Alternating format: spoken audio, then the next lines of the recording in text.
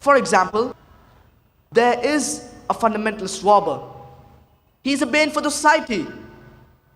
On the other hand, there is a fundamentalist doctor. He's a boon for the society. As far as I am concerned, I am a fundamentalist Muslim, and I am proud to be a fundamentalist Muslim.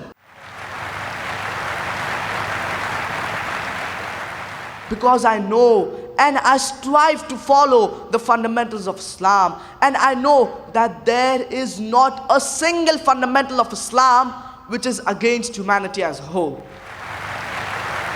I challenge any human being to point out a single fundamental of Islam which is against humanity as a whole. There might be some fundamentals which someone might think they are against humanity, but the moment you give the logical background, there is not a single fundamental of Islam which is against humanity as a whole.